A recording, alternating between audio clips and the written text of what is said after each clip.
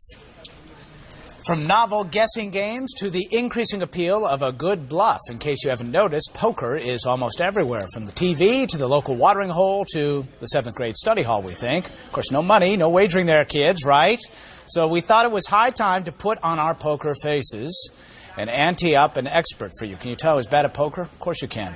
We've got John Vorhaus, who is the author of Winning at Home, At the Casino, and Beyond. He's joining us from Los Angeles. John, lay some cards on the table for us. First of all, how do you explain the poker phenom right now? Well, there's two engines driving it. One is television and the other is the Internet. People see it on television, very excited by it. They find out they can play anywhere in the world these days on the Internet, so they can learn how to play, see a lot of hands for not very much money or even no money. And the two things are just feeding each other. Now, as far as you have a long history with poker, been playing for forever. And then ultimately it got more and more serious. At what point did you decide to become kind of a poker expert? Well, I started writing about poker in 1988. I'm a member of the Writers Guild of America, and the guild was on strike. I couldn't work. I stumbled into a casino here in town and started playing poker. I put down $20 in a 7-card stud game, and they went through me like a freight train through the wind. And I walked out. I said, well, that was fun, but I can't afford to do that. So I called up a magazine. I said, look, I know nothing about poker, but I'm going to learn, and while I learn, I want to write about it. So they hired me, and basically I've been writing about poker ever since I started playing in casinos. So going on 16 years. Was that thing a bluff then that paid off? Yes, it was. It's one of my favorite life strategies. If there's something I want to learn how to do, I find someone to pay me to teach it. All right, you got a lot of helpful hints in here for folks, real practical stuff. One of the things that really struck me is be the one at the table who plays the fewest number of hands, but when you play them very aggressively. Is that kind of a foundation philosophy for you? You know, if you do just that, playing poker, you can be a winner your whole entire life. It's called being selective aggressive. To put it even more simply, when you get the goods, bet the goods. When you don't get the goods, watch TV.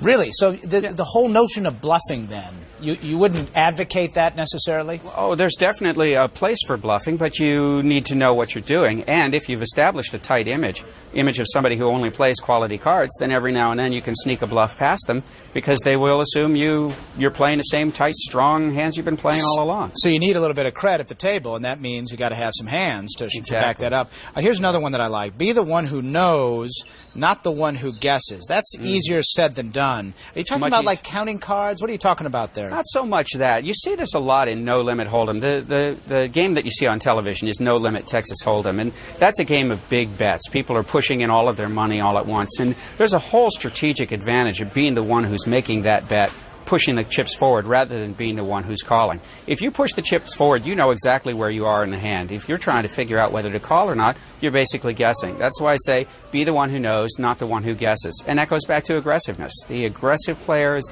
the one who's going to win. All right, I hate to rain on the poker parade here, but I just want to throw this out there because I know you probably thought about this a little bit. To the extent that poker has become so wildly popular, it's everywhere. Kids are playing it. Are we sending out perhaps a bad message here? Are we laying the groundwork for a problem with gambling later for a larger number of people? It's a very good question. I draw a distinction between poker and gambling. To me, gambling is a coin flip where it doesn't matter what your decision is, it's either going to land heads or tails. In poker, your decisions matter, so it's a game of skill. That's not to minimize the problem you're talking about. People can be let's say, enthusiastic to the point of over-enthusiastic about poker. I always tell people, and I've written about online poker, for instance, I always say, don't put significant amounts of money into the game. Treat it recreationally. Keep it recreational. If it gets out of hand, you're not going to be able to do it at all anymore. So it's in a person's interest to keep it under control. Never bet the grocery money, they say. Never bet the mortgage. All right. That's Assume right. You're going to throw it away. All things in moderation. The book, once again, is Poker Night, Winning at Home, At the Casino, and Beyond. The author is John Vorhaus, who's become quite the sage of poker of our time. Thank you very much, and we wish you good cards and good bluffs in the future, sir. My great pleasure. Thank you, Miles. Kira.